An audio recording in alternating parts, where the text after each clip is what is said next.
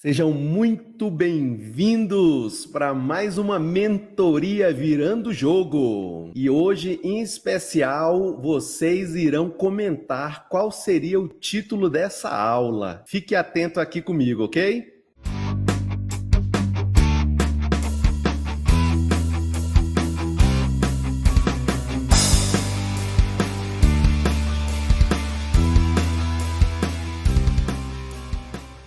E vamos lá, pessoal. Como eu disse anteriormente, vocês irão comentar, tá? Então assistam a aula, participem, vejam qual é a sacada, o que está rolando de importante, o que ficou, o que você aprendeu, o que te chamou a atenção, qual foi o seu aprendizado, e aí, com base nessa sua experiência, nessa tua interação com o conteúdo, escolha o tema para a aula 7, tá ok? Então vamos lá, vamos aproveitar aqui e já começar a compartilhar o conteúdo, tá? Nossa aula provavelmente vai ser um pouco mais dinâmica do que as anteriores, então vem junto, vem comigo. Falamos na aula anterior sobre procrastinação e isso tem a ver com a produtividade, isso tem a ver com o nosso desenvolvimento humano. Então nossa aula vai estar focada, vai estar aí distribuída entre esses assuntos, né? E aí o que eu quero logo falar para vocês, um dos modelos mentais que atrapalham nossa produtividade, que atrapalham o nosso desenvolvimento, é essa síndrome da competência excessiva, sabe? Quando você domina um assunto,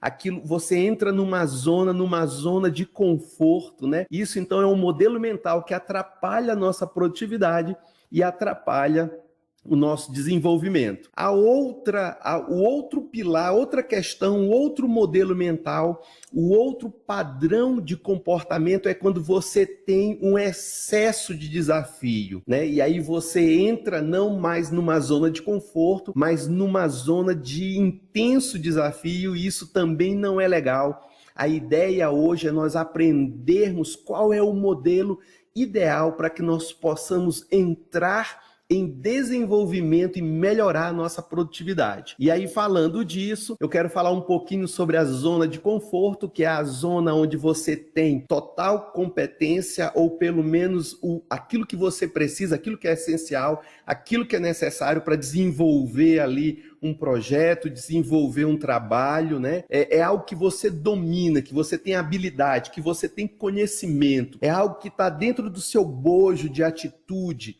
E aí, por conta disso, você acaba ligando um piloto automático e aquilo, de tão natural que aquilo é para você, é um lugar onde você se sente seguro, porque você domina e controla todos os critérios, né? Todas as variáveis ali. Então é uma zona de conforto, é uma zona de segurança. Por outro lado, ou do outro lado, nós temos a zona de desafio, que é uma zona de tensão, é uma zona de estresse, é uma zona onde está passível, é mais comum o erro. A emoção predominante é o medo, é aquele sentimento de insegurança. E aí, qual é a zona ideal? É melhor eu estar dentro dessas habilidades, dentro de um local, ou de um ambiente, ou de um projeto em que as minhas habilidades são suficientes, ou é eu estar nessa zona de desafio? Na verdade, o que nós vamos tratar hoje aqui é que o ponto de equilíbrio é a interseção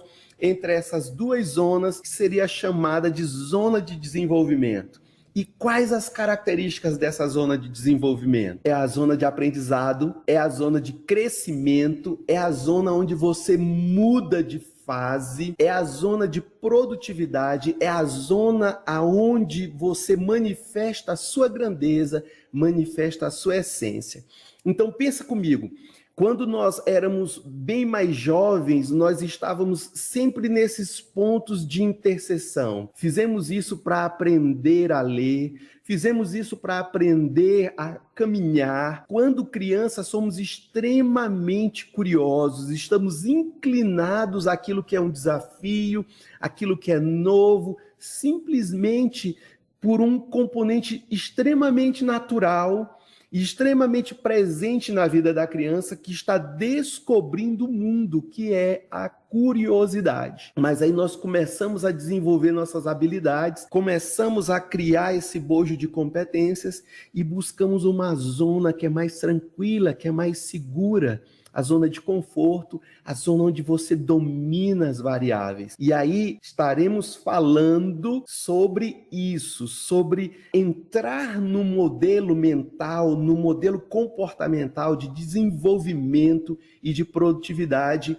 E esse modelo, eu já quero dizer para vocês, é a interseção entre a sua habilidade, as suas competências e os desafios, aquilo que você não sabe, aquilo que você precisa aprender, aquilo que vai te levar para uma nova fase, ok? Então fica comigo, vamos lá. Quais são os 3 falsos amigos que nos mantêm estagnados, nos mantêm parados, nos mantêm sem desenvolvimento, sem crescimento, sem vicejar, sem florescer? E olha lá, falsos amigos. Por quê? Porque na maioria das vezes o nosso modelo mental nos leva a essa condição, nos inclina a esse padrão, a esse modelo, a esse bojo de atitudes, né? A esse comportamento. E aí o primeiro do falso amigo é aquilo que é familiar. Estudos demonstram que temos uma inclinação para o que é familiar. Um grande exemplo disso é a segurança de viajar de carro ou viajar de avião. Veja que viajar de carro é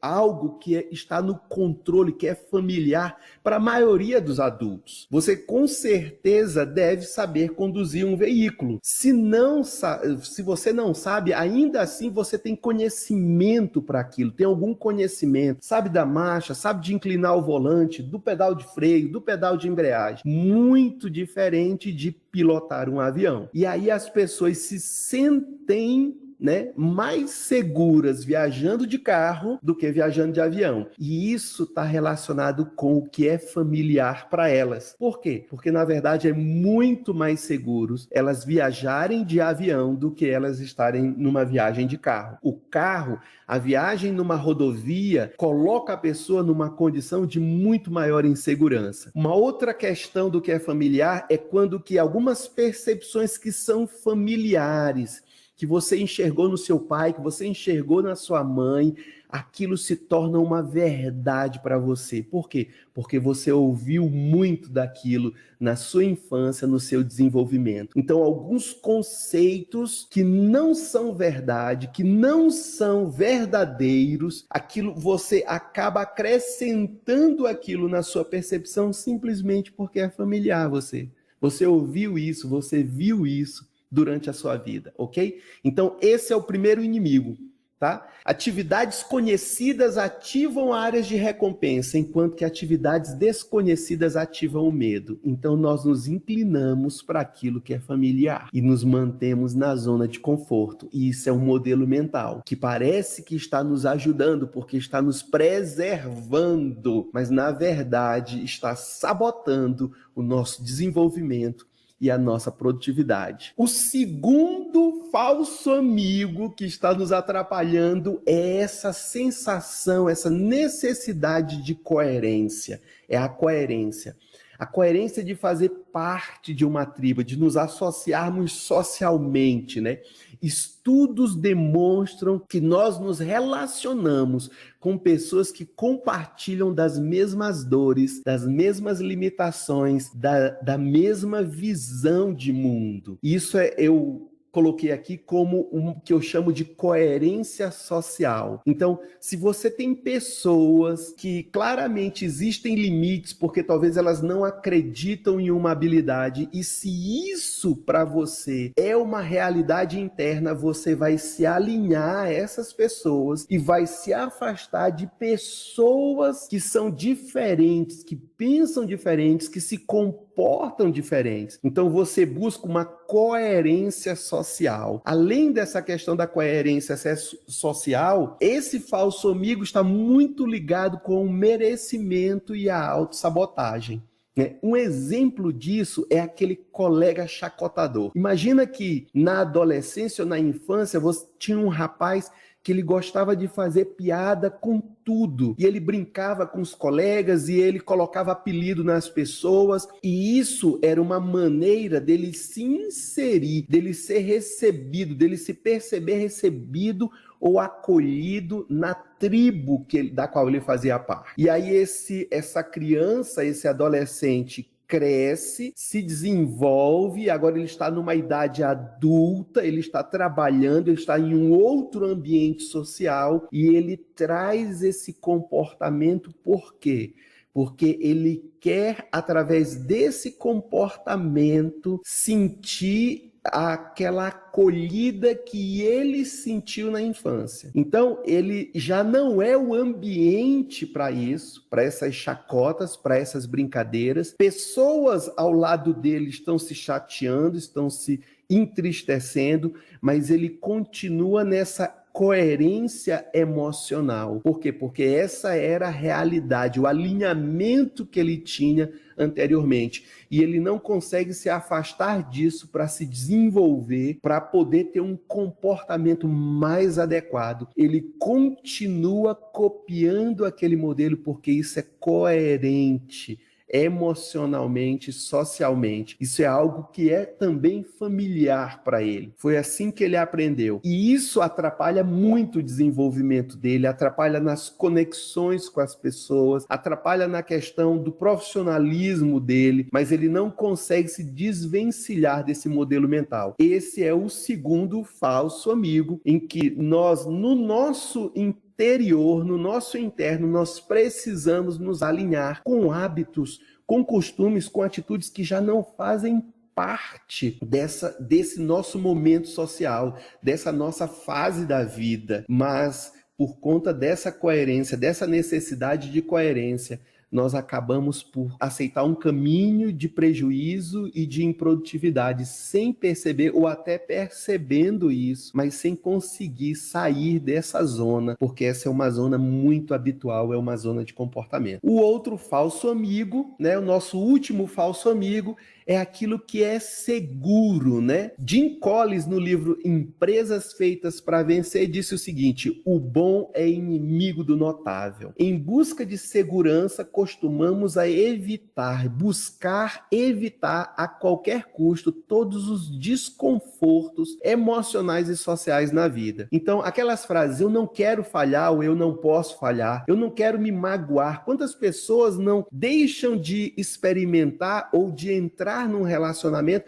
porque não querem se magoar? Eu não quero me envergonhar e aí por conta disso eu evito algumas atitudes ou alguma exposição que ia ser extremamente benéfica. Gente, não quero falhar, não quero me magoar, não quero me envergonhar. São metas de pessoas que não estão vivas. Porque quem é que está vivo e não vai errar, não vai falhar, não vai se magoar, não vai se chatear em algum momento no trânsito, ou com um parente, ou com a esposa, ou com filhos? Quem está vivo, quem está inserido no mundo social, são pessoas que estão suscetíveis a essas situações de desconforto. Então, essas metas são metas irrealistas. Nós, diante dessa situação, precisamos de coragem, né?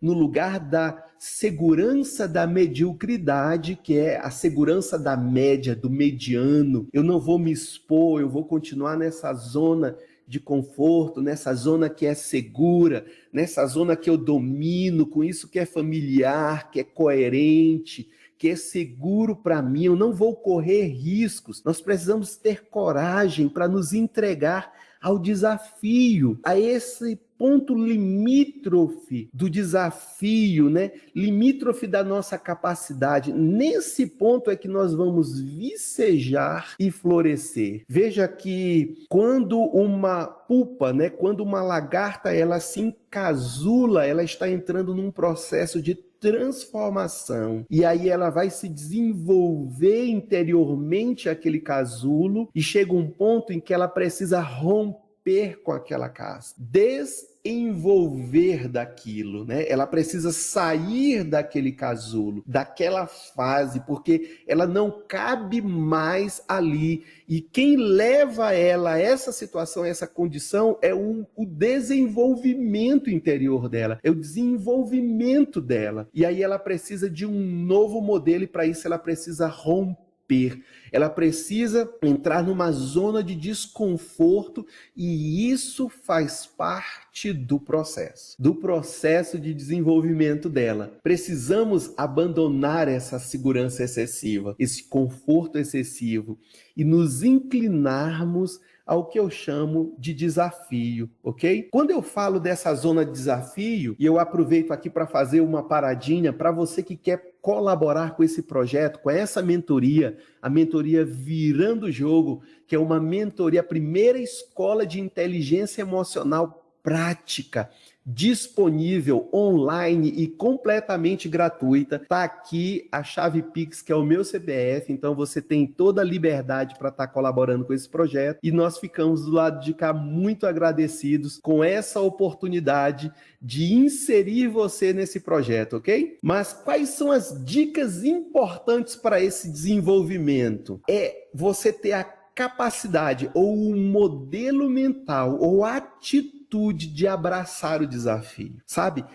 Depois da sua zona de conforto, existe uma zona de desenvolvimento, uma zona de crescimento, uma zona em que você vai mudar de fase, em que você vai deixar quem você era para ser uma nova pessoa. Há um ditado que diz que um homem e um rio não se encontram duas vezes. Por quê? Porque quando o homem entra no rio, aquele rio não é mais o mesmo do primeiro encontro, e aquele homem também não é mais o mesmo. Então nós precisamos ter coragem para abraçar esses desafios. Um sentimento muito presente quando nós saímos da nossa zona de conforto é a insegurança, é a emoção do medo, mas nós temos que ter a consciência que faz parte do nosso desenvolvimento. Eu lembro que o meu filho primogênito, quando ele estava aprendendo a andar, ele tinha muito medo quando nós soltávamos a mão dele, ou quando ele sentia que ele não estava apoiado. E aí ele estatelava, ele paralisava e ele começava a gemer de medo. E a mãe dele, com muito amor, com muito carinho, percebeu essa limitação, percebeu esse modelo mental, e aí ela desenvolveu uma técnica muito interessante. Ela enrolou ao redor dele, debaixo aqui no tórax dele, uma fralda, e aí ela apoiava ele com firmeza, ele se sentia apoiado por ela, e ele começava a caminhar, ainda de forma desengonçada, né? Se desequilibrando, e ela mantinha o apoio ali, sustentando ele pela fralda, bem uma fralda de tecido, né? Uma fralda de pano, bem firme. Mas ao passo que ele ia tomando confiança naquela caminhada, ela começava a afrouxar a mão, de maneira que ele, sem perceber, ele já caminhava sozinho, no equilíbrio do corpo, desengonçado, balançando, mas ele conseguia caminhar. E aí, em um dado momento, ele percebia isso. Ele percebia que ele já estava só, ele estava sobre o apoio das suas pernas. E aí ele começava a se assustar, e aí ele se paralisava, e ele já ia se agachando com medo de cair dos próprios pés, do apoio das próprias pernas. Então, às vezes, você é um adulto que está com esse medo infantil. E eu quero aqui te dizer que esse caminho do desafio, esse caminho de entrar numa zona que você não tem controle, que você precisa ter aprendizado, é o caminho do seu desenvolvimento, é o caminho da sua produtividade. Afinal de contas, se você quer resultados diferentes, só há uma maneira de alcançar isso: fazendo coisas diferentes. A segunda dica é você aprender com o erro. Então, em vez de fugir do erro, deixando de fazer, evitando fazer as coisas, pense que o erro é uma ferramenta para seu aprendizado, é uma ferramenta para sua aprendizagem. Então, encare o erro como uma ferramenta para aprender. Não tenha medo dele, não o evite. Se o erro chegar, use ele como um ponto de reflexão, um ponto de análise, um ponto de autoconsciência, um ponto de busca por respostas e, dentro disso, tente, se permita tentar. E, por último, tenha uma mentalidade de crescimento, de desenvolvimento contínuo. O que você é hoje é mais do que você foi ontem e é menos do que você será amanhã, tá? Então, tenha sempre essa mentalidade. Não é uma questão de destino, não é uma questão de sorte. É, de fato, uma questão de o quanto eu estou disponível para aprender. Estudos demonstram que essa neuroplasticidade de nós criarmos novas conexões e novos caminhos neurais, ela se estabelece no ser humano quando ele está num processo de aprendizado contínuo. Quando o ser humano para de aprender, para de se desenvolver, ele também vai envelhecendo ou vai evoluindo essa sua capacidade de se desenvolver cognitivamente, emocionalmente. Então, abraçar o desafio, aprender com erro e desenvolvimento e crescimento contínuo são dicas importantes para nós sairmos da zona de conforto, sairmos desse modelo estacionário, desse modelo de colher os mesmos frutos, desse modelo de rotina que nos enfada, que nos cansa, que tira o brilho, a viçosidade da vida, por um modelo de desenvolvimento. E aí, tome cuidado, busque um ajuste fino nisso, porque saia da sua zona de conforto para a sua zona de desafio, mas você não precisa imergir no desafio e sobrecarregar com tensão, com ansiedade, com estresse a sua vida. Pegue o ponto de interseção, cresça de forma natural, de forma adequada, de forma que você não vai forçar a sua máquina emocional, a sua máquina social, a sua máquina cognitiva, ok? Gente, nossa aula vai terminar por aqui. Eu quero deixar aqui o meu obrigado. Diga aqui nos comentários o que ficou, sabe, o que saltou no seu coração, na sua mente, o que fez mais sentido para você, porque eu vou colher esses comentários e, com base nele, eu vou colocar o tema dessa aula. Então, tá contigo essa responsabilidade. E até a próxima aula. Falou!